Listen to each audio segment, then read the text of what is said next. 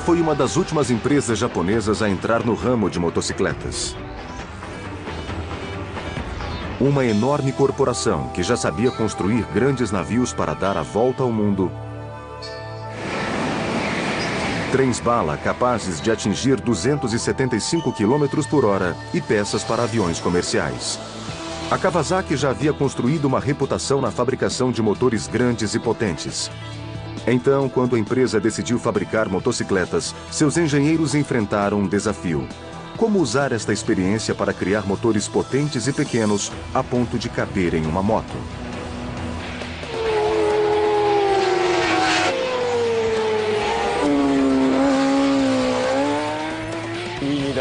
Precisamos de alto desempenho para superar as outras marcas. Eles viraram o mundo das motocicletas de cabeça para baixo, criando alguns dos designs mais revolucionários da história. A filosofia dos projetos é agressividade e emoção.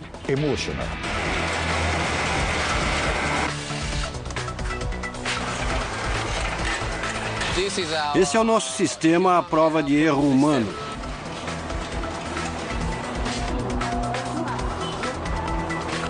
E para chamar a atenção de todos, a empresa pintou as motos com uma cor incomum, verde-limão. É a bela cor verde-limão das motos, é a marca registrada da Kawasaki. Uma marca registrada reforçada por uma única palavra: Ninja. Quando alguém diz que tem uma Ninja, todos sabem que é uma esportiva Kawasaki.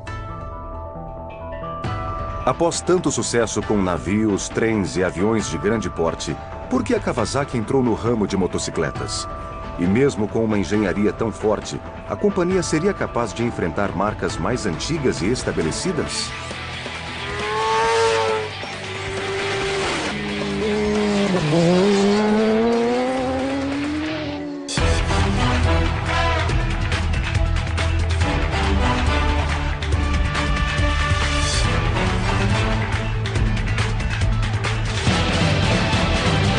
Paixão sobre rodas.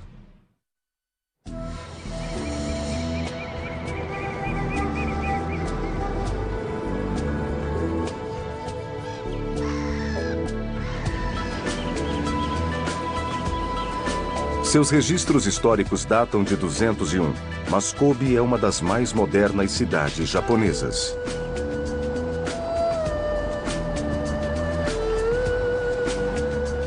Kobe é um importante centro portuário. Foi uma das primeiras cidades japonesas a estabelecer comércio com o mundo ocidental.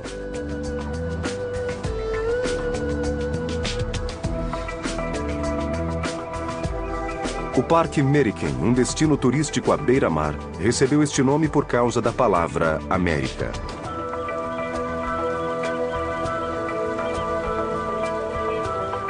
Um dos marcos famosos do parque é uma torre vermelha de aço.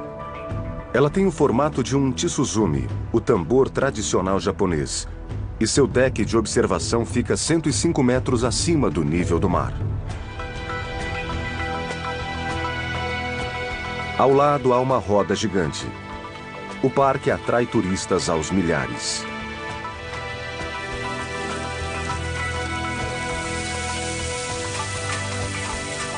O famoso bife de Kobe é uma iguaria por aqui.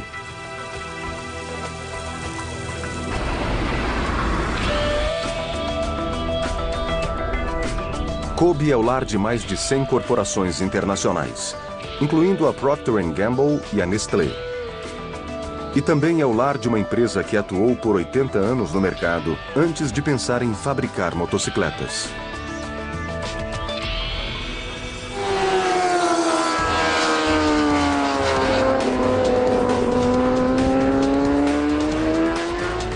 Kobe, no Japão, é a sede mundial da Kawasaki Heavy Industries.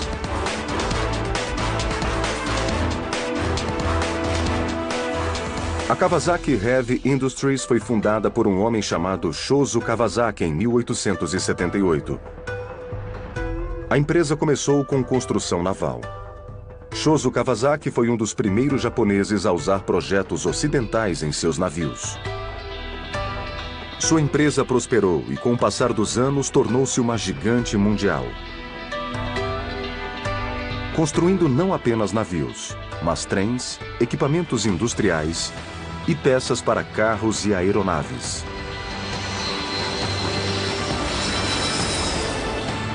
De uma maneira ou de outra, algum produto Kawasaki está sempre presente em nossas vidas. Mas quase ninguém conhecia o nome Kawasaki. Para tornar a marca mais conhecida, a companhia começou a fabricar motocicletas em 1955. Foi uma maneira de participar da popularidade crescente das motos nos Estados Unidos.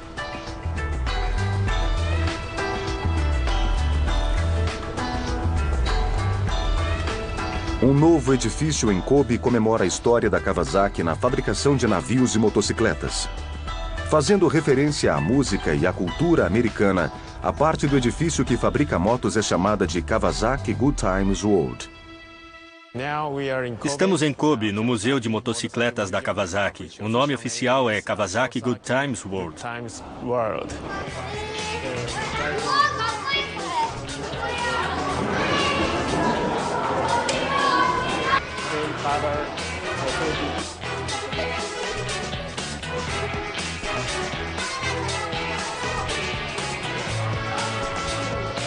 A Kawasaki foi a terceira das 4 grandes marcas japonesas, incluindo Honda, Yamaha e Suzuki, a fabricar motocicletas.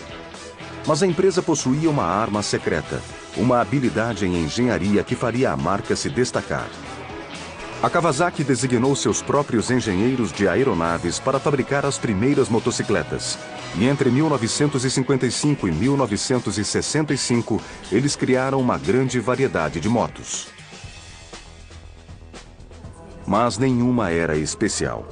Nenhuma cumpriu a verdadeira missão delegada aos engenheiros da Kawasaki. A missão era desenvolver uma tecnologia totalmente nova para um projeto inovador. Uma motocicleta que faria o mundo das motos virar de cabeça para baixo.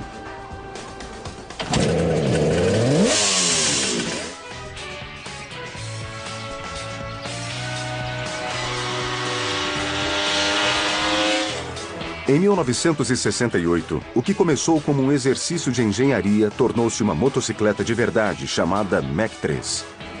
2 equipes de engenheiros da Kawasaki competiram entre si. Uma equipe desenvolveu o tradicional motor com 2 cilindros, mas a segunda equipe construiu algo nunca tentado antes, um motor de 500 cilindradas com 3 cilindros. Foi um projeto revolucionário e o resultado foi o que se espera da Kawasaki, um motor com uma quantidade enorme de potência. Até a Mach 3, nenhuma empresa japonesa havia projetado um motor com 3 cilindros. A Kawasaki o fez para conseguir mais potência. Inicialmente, o motor com 3 cilindros foi um fracasso. O cilindro central superaquecia e o motor sempre estourava, mas os engenheiros continuaram tentando. Finalmente tiveram a ideia de acrescentar entradas de ar maiores para resfriar o motor. Deu certo. O motor experimental entrou em produção. Essa é a moto Mach 3 lançada em 1969 nos Estados Unidos. Foi uma moto única em sua época, continua única até hoje. Tem um motor 2 tempos refrigerado a ar com 3 cilindros.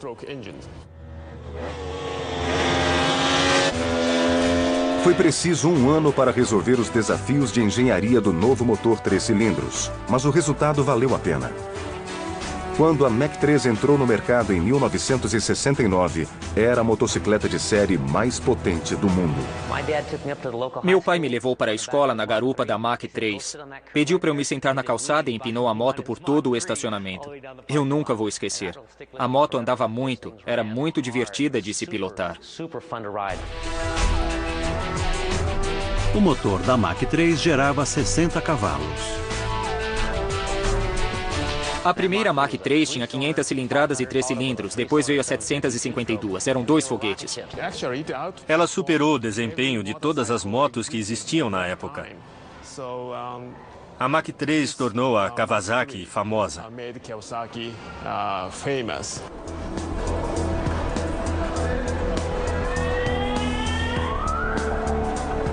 Mas a Kawasaki precisava de mais do que a Mach 3 para enfrentar as gigantes Honda, Yamaha e Suzuki. A empresa precisava de uma estratégia a longo prazo. A estratégia era simples. Se um exercício de engenharia conseguiu revolucionar o mundo das motocicletas, a companhia só precisava continuar revolucionando.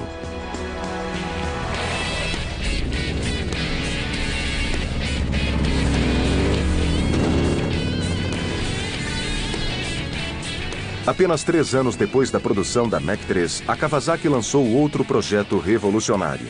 Uma moto chamada Z1, com um motor de 900 cilindradas. A Z1 900 era incrível. Essa moto impressionou todo mundo e colocou a Kawasaki no mapa das motos potentes.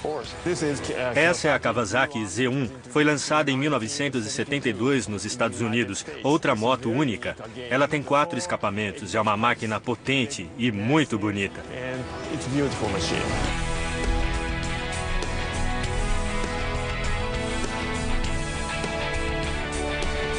O motor 4 cilindros da Z1 gerava 100 cavalos. Quando essa Kawasaki entrou no mercado, ela mudou tudo. De repente havia uma moto que, além de muito potente, também freava muito bem. Não era esportiva pelas definições da época, mas nada podia ser mais esportivo. A Z1 era esportiva, mas esportiva não é o suficiente. Será que a Z1 conseguiria vencer onde realmente interessa? Ela seria capaz de vencer nas pistas de corrida?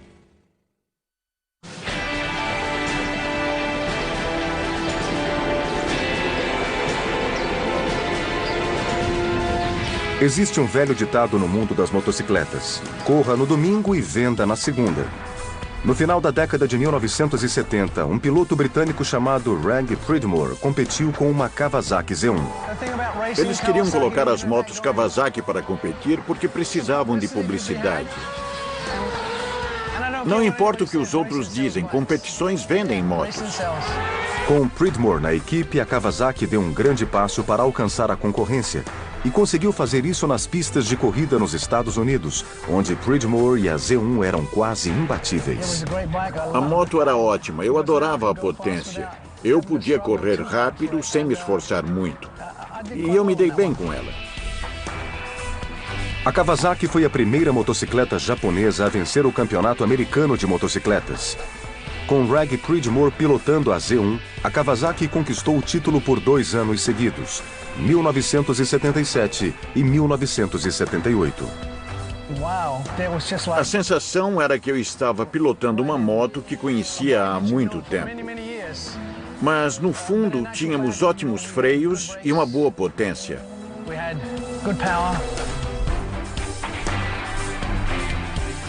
A Z1 de competição de Reg Pridmore desenvolvia mais de 136 cavalos.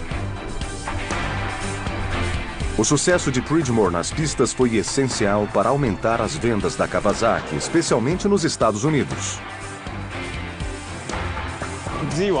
A Z1 tinha freios a disco pela primeira vez na Kawasaki. São enormes comparando com o tamanho padrão na época.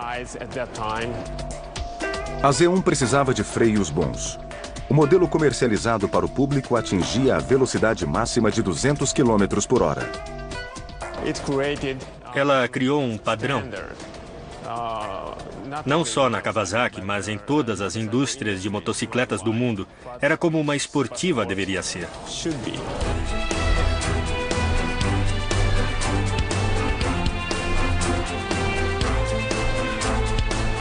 Kawasaki, a empresa que foi a penúltima a entrar no mundo das motocicletas, estava alcançando a concorrência rapidamente.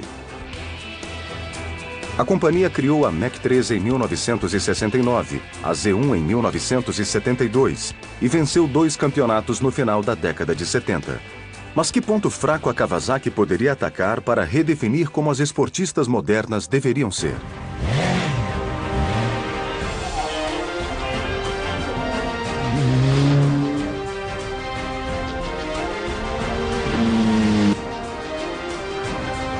A resposta viria apenas 1 ano depois, em setembro de 1980. A empresa japonesa lançou um novo modelo chamado de Z900R.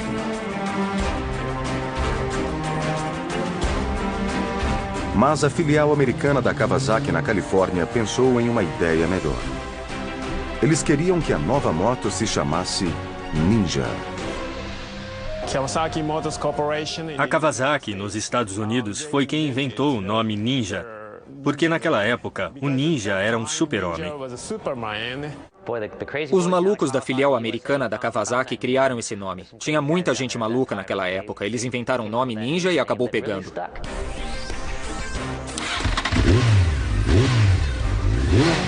A sede da Kawasaki no Japão adorou o nome Ninja. Ele estabeleceria um equilíbrio entre o produto desejado nos Estados Unidos e a filosofia japonesa usada para criar a nova moto. Uma filosofia que poderia apresentar qualidades positivas e negativas. Essa moto é uma combinação de lados positivos e negativos. Mas nós praticamente deixamos essas características de lado para seguir a minha filosofia de projeto. Uma moto muito sexy.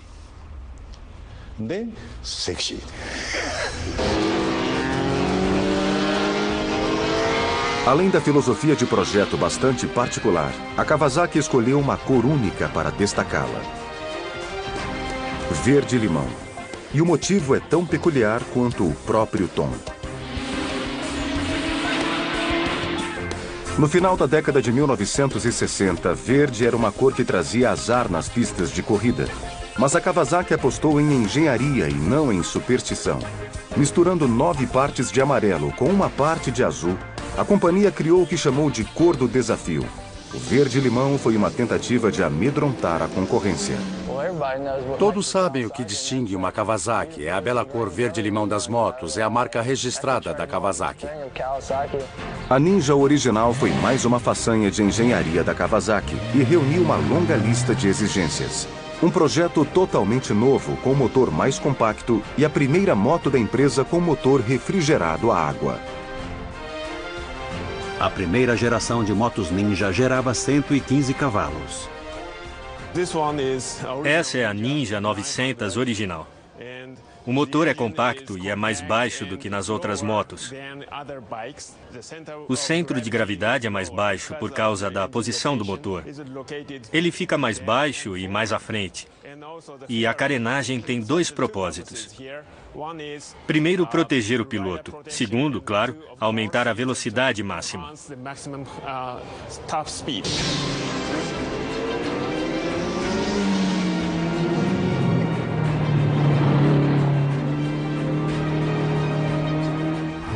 Era uma moto que possuía uma suspensão de competição e um motor de alta performance e um assento que deixava o piloto mais inclinado. Não existia nada assim até então. A velocidade máxima da primeira Ninja era de 240 km por hora. Fui eu que projetei a maioria dos componentes do motor, o escapamento e o sistema de refrigeração. Assim como a Mach 3, a primeira Ninja foi criada por uma equipe de engenheiros. Mas depois de pronta, pilotá-la se tornaria uma experiência muito pessoal. Quando a moto estava pronta, eu a pilotei em uma pista de teste. Foi a mesma sensação de ficar sozinho no deserto, ninguém por perto. Eu só via a paisagem passando rapidamente. O meu peso e o peso da motocicleta se combinaram para andar muito rápido.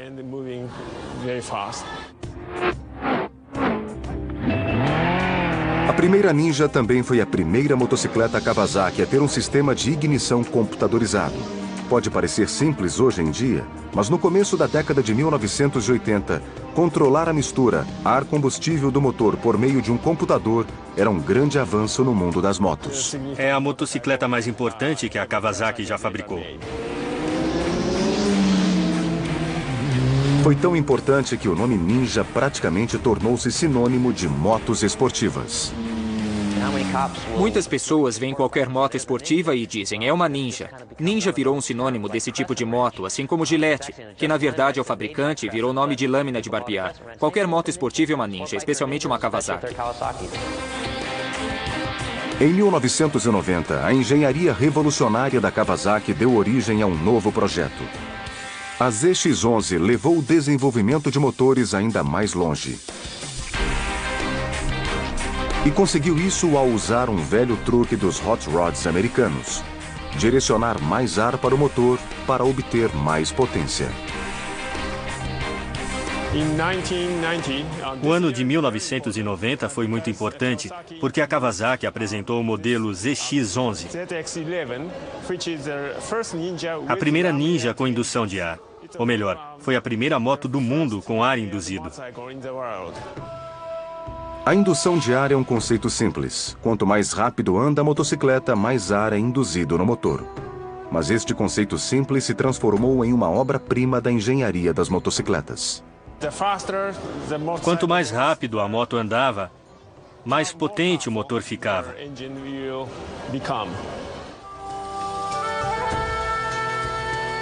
A ZX-11 gerava 160 cavalos, atingindo 295 km por hora.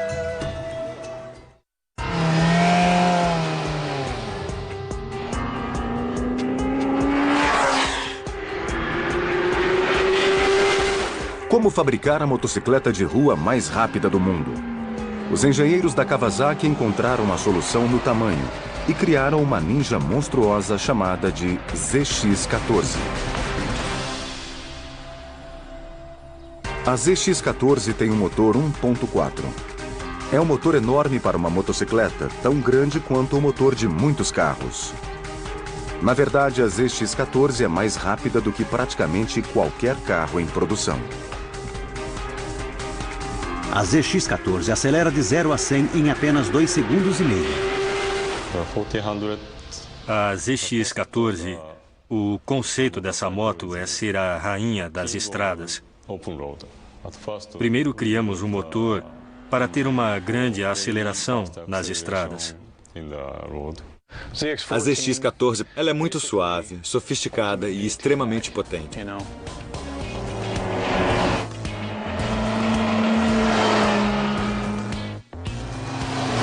Mais uma vez, transformar conceito em realidade seria um grande desafio de engenharia.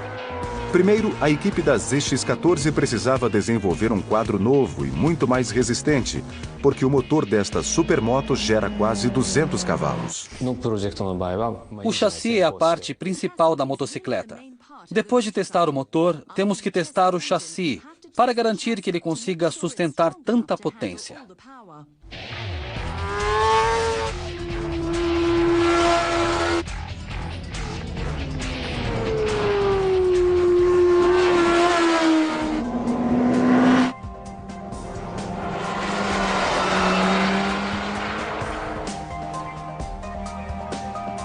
É aqui que a Kawasaki fabrica a ZX-14 e todos os outros modelos. A fábrica da Kawasaki, na enorme sede da empresa situada na cidade de Akashi, é um complexo industrial gigante e fica próximo à cidade de Kobe, no Japão.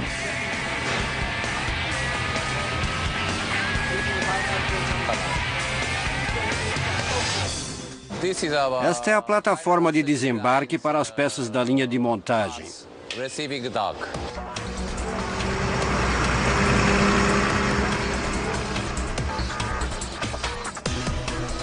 Por que a plataforma de desembarque é parte importante no processo? Eficiência. A Kawasaki não precisa movimentar as peças repetidamente pelo estoque, porque usa um sistema de inventário com atendimento imediato. As peças das motos são entregues à linha de montagem algumas horas antes de serem montadas. Depois que recebemos as peças, elas são entregues diretamente à linha de montagem. Mas as peças de maior porte ficam armazenadas aqui por algumas horas. E os funcionários entregam as peças maiores à linha de montagem a cada 2 horas.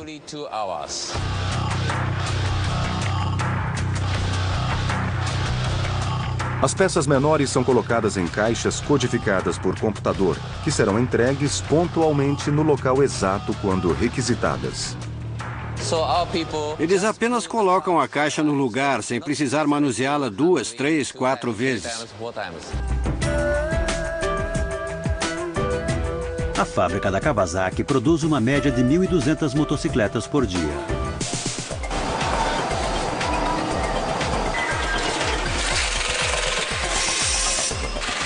Na Kawasaki, a clássica filosofia japonesa de produzir com eficiência deu um grande passo adiante. Enquanto pessoas constroem máquinas, outras máquinas observam as pessoas. A Kawasaki tem o que chama de sistema à prova de erro humano. Um sistema que conta com uma infinidade de gavetas e luzes ativadas por cartão, para garantir que cada moto receba as peças corretas. Esse é o nosso sistema à prova de erro humano.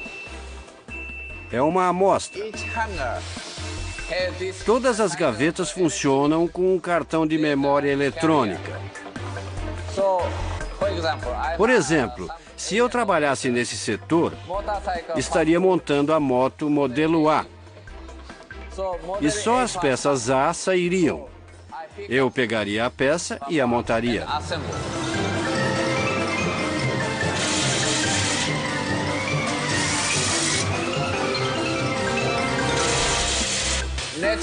O próximo modelo é o C. É só passar o cartão e as peças C aparecem para eu montar.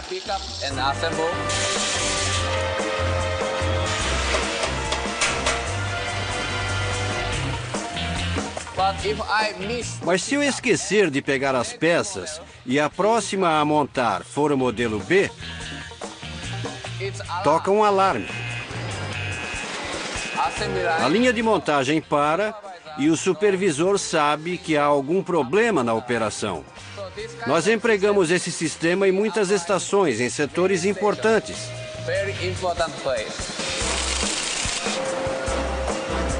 Existem muitos sistemas à prova de erro humano espalhados pela fábrica, começando pelo que transporta o chassi em sua viagem pela linha de montagem. Depois de furar o chassi, ele coloca os cabos na posição correta. Como ele sabe a posição correta? Luzes se acendem para que ele pegue uma determinada peça. São muitas peças diferentes na linha de montagem. Então é muito importante que eles peguem a peça certa para cada parte do chassi.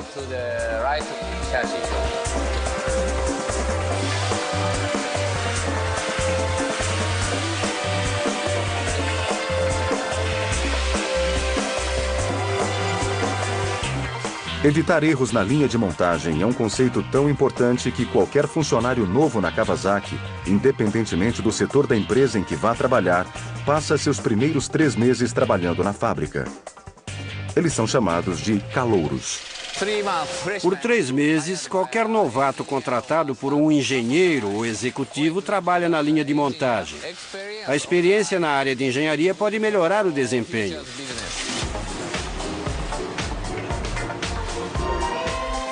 Isso é bom para os negócios porque a lição fundamental que o novato aprende é que a Kawasaki é obcecada em evitar erros na fabricação.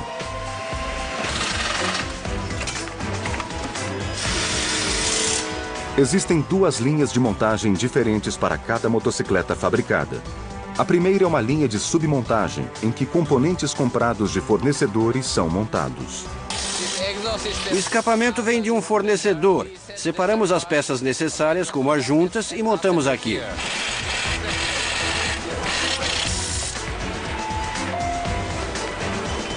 A estação seguinte é importante. É a submontagem da balança. Vamos deixá-la pronta para a linha. Essa é a corrente que vai na balança.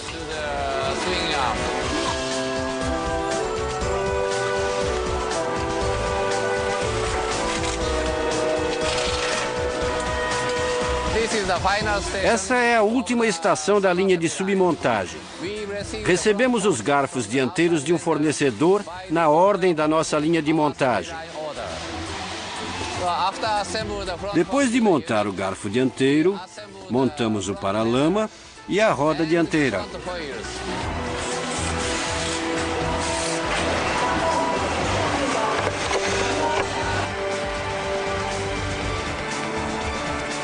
Esteiras transportadoras suspensas levam o que parece um esqueleto para a última linha de montagem. Em questão de minutos, ele aparece do outro lado como uma moto completa. louca para rugir. O primeiro passo da linha de montagem principal é colocar o guidão e outras peças pequenas.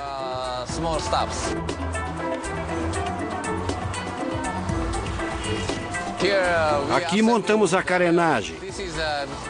Aqui é o meio da linha de montagem principal. Essa é a última estação da linha. O último operador procura defeitos e, se não houver nenhum, ele leva a moto para a inspeção final.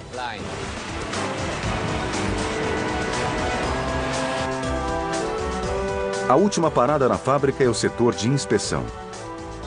Primeiro, os funcionários examinam visualmente todas as motos. Ligam o motor pela primeira vez, aquecendo-o antes do último passo, o teste de potência.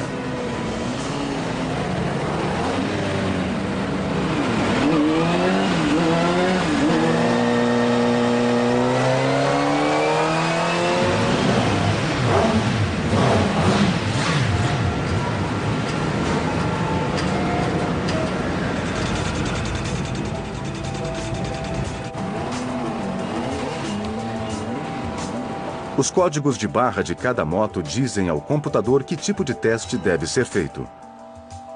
Eles também registram todos os resultados.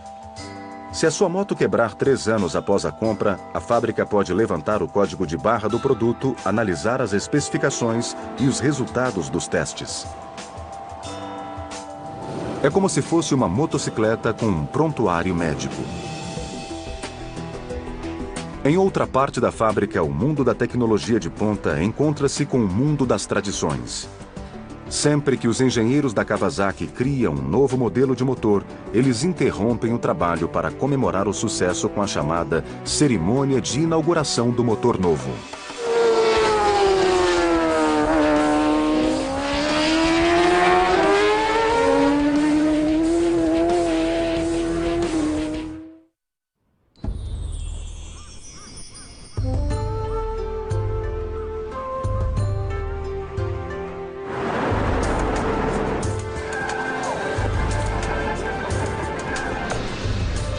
O Japão é composto por 4 ilhas principais, que reunidas são um pouco menor do que o estado da Califórnia.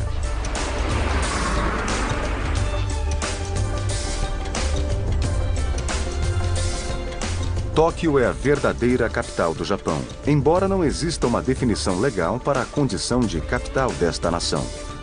Aqui se encontram a sede do governo japonês e a casa da família real. E Tóquio é considerada oficialmente a capital japonesa desde 1968.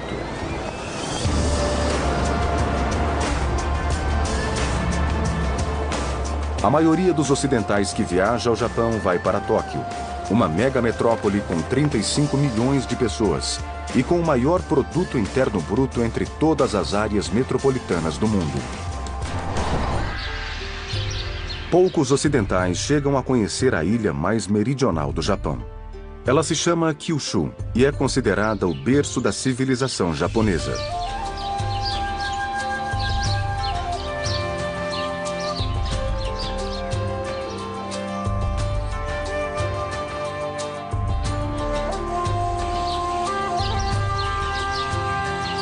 A ilha é considerada um lugar muito espiritual.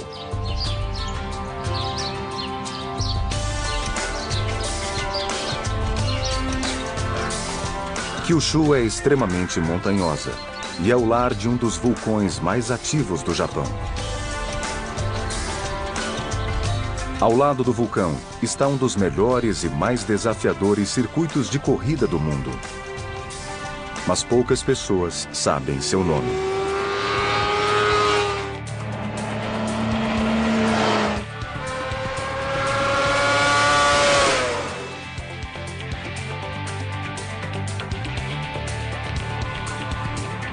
Ele se chama Autópolis e fica a 1 dia de viagem de Tóquio.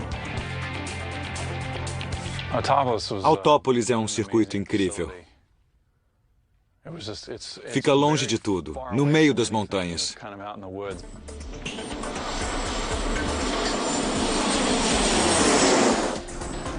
O voo de Tóquio a Kyushu leva 1 hora e 45 minutos, mas a sensação é que estamos viajando no tempo. Vamos dos luminosos de Tóquio para um Japão diferente e completamente rural.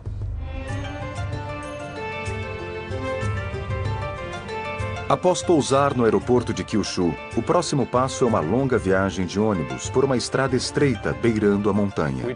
Fizemos uma viagem de ônibus por uma estrada nas montanhas com muito verde em volta. De repente, aquele circuito lindo e enorme.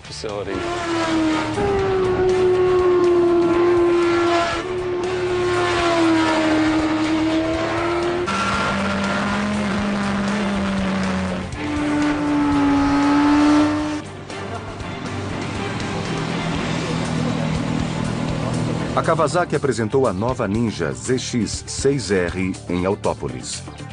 Foi a primeira vez que jornalistas ocidentais foram convidados para pilotar em uma pista. Pilotar em Autópolis é um circuito magnífico, tem uma boa variedade de curvas e a aderência é muito boa.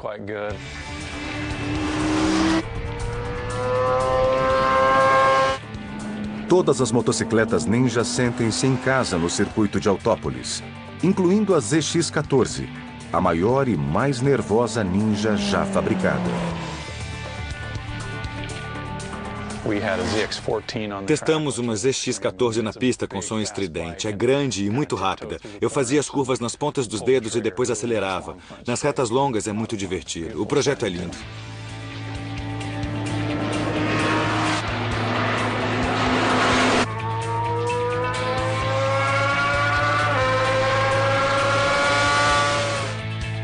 A principal reta de Autópolis é apenas um trecho do circuito de mais de 4.660 metros, com um total de 13 curvas. Autópolis é o único circuito do mundo construído ao lado de um vulcão, no meio das montanhas, 1.000 metros acima do nível do mar. E pilotar pelo trecho montanha-russa é a experiência de uma vida.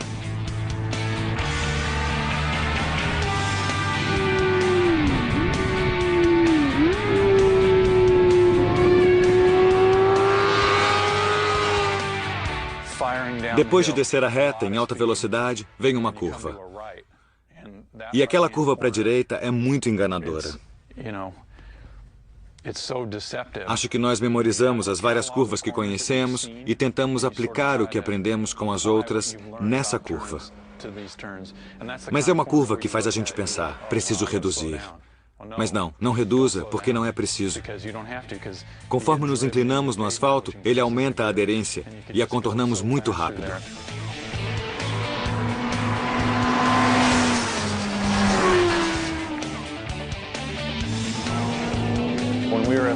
Quando estávamos parados, a ZX-14 passava e parecia o som de um jato. É um barulho incrível que suga todo o ar. É uma moto maior e com tanta potência que passa com tudo.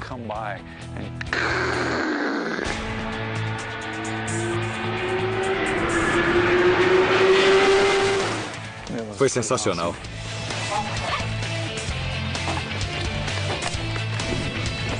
Poucos ocidentais tiveram a oportunidade de pilotar em Autópolis.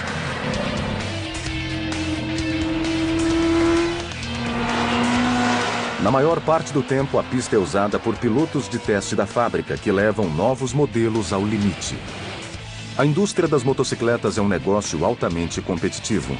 E apesar de a Kawasaki permitir que seus pilotos testem os novos modelos em Autópolis, ela proíbe a divulgação dos nomes e rostos dos pilotos. Depois de contornar a primeira curva, vemos a curva seguinte. A segunda curva é a mais emocionante do circuito. Ela decide quem vai vencer ou perder a corrida.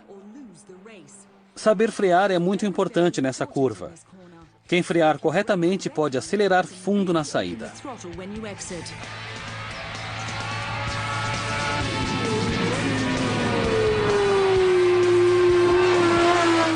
Os pilotos de teste conhecem cada centímetro da pista. Ainda assim, o setor apelidado de montanha-russa também os assusta. E eles pilotam aqui todos os dias. A montanha-russa é uma longa reta em declive que desce 50 metros em altitude antes de terminar em uma curva fechada para a direita. Nós passamos por uma descida íngreme. Ela é chamada de montanha-russa. No final da reta em declive, há uma curva muito fechada para a direita. É assustadora. Mas quando eu pego a linha ideal, é muito legal.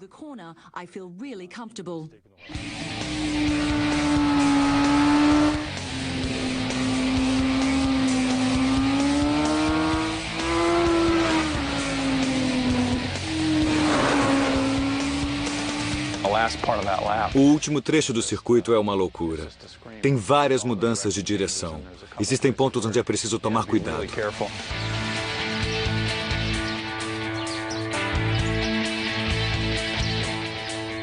Autópolis é um circuito desafiador. Especialmente para quem pilota a ZX-14, uma motocicleta com quase 200 cavalos de potência.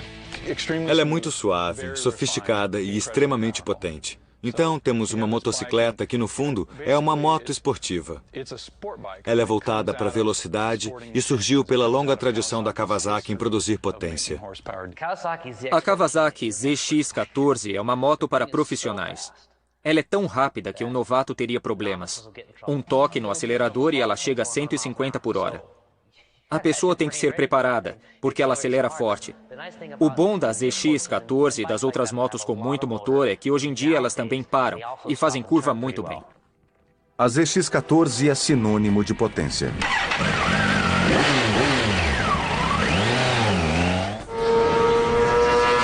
A Ninja ZX-6R verde-limão possui um motor menor.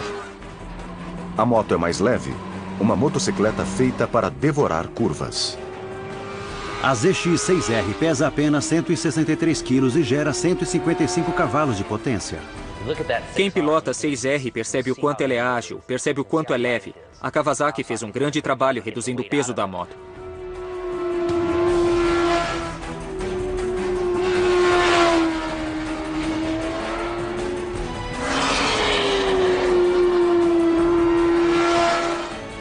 A nova Kawasaki ZX-6R apresenta a primeira remodelagem total do modelo em quase 10 anos e ostenta um motor novinho em folha.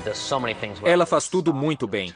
Freia, faz curvas, se livra de pedregulhos, ela faz tudo o que precisamos e ainda tem potência para vencer o campeonato de super esportivas. É uma motocicleta muito completa. Apesar de os japoneses serem conhecidos pela eficiência e habilidade em engenharia, a ZX-6R é um grande exemplo da paixão e do talento da Kawasaki.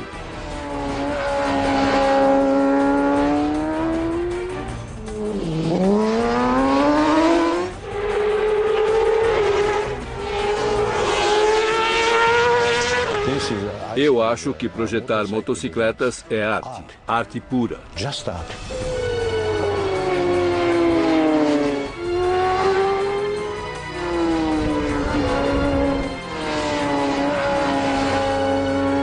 Uma forma de arte que ataca nossos sentidos com a mesma força que ataca as curvas. Quando aceleramos fundo, temos a sensação de ter deixado o cérebro na largada.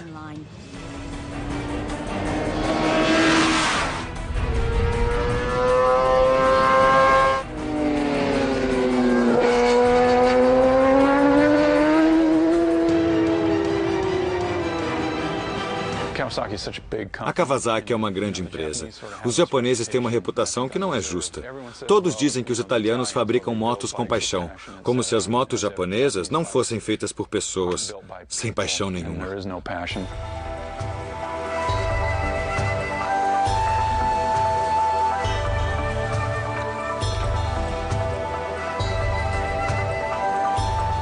Das cerimônias de inauguração de novos motores aos batismos de navios 100 anos atrás, a Kawasaki sempre produziu com muita paixão.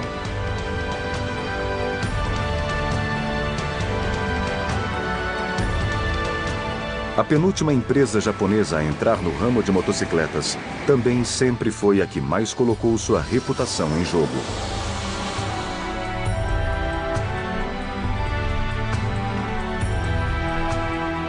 A Kawasaki arriscou e criou um ambiente em que engenheiros e projetistas eram encorajados a inovar.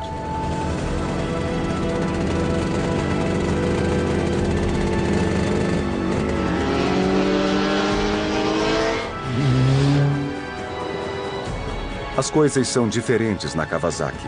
Sempre foi assim e provavelmente sempre será.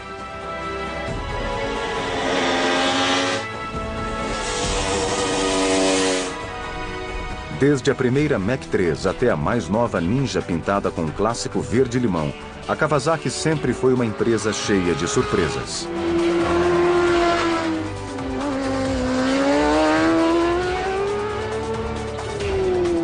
Uma companhia que sempre usou seu conhecimento em engenharia para responder a perguntas que a concorrência sequer imaginava.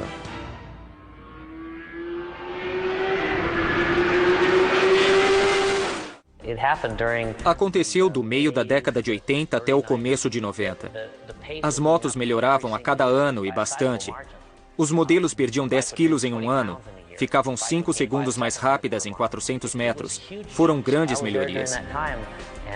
Eu trabalhava numa revista especializada e me lembro de ter dito a jornalistas que trabalhavam para mim: pessoal, precisamos treinar mais para testar essas motos.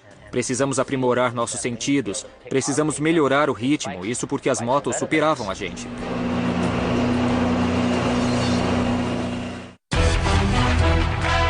Versão brasileira Vox Mundi.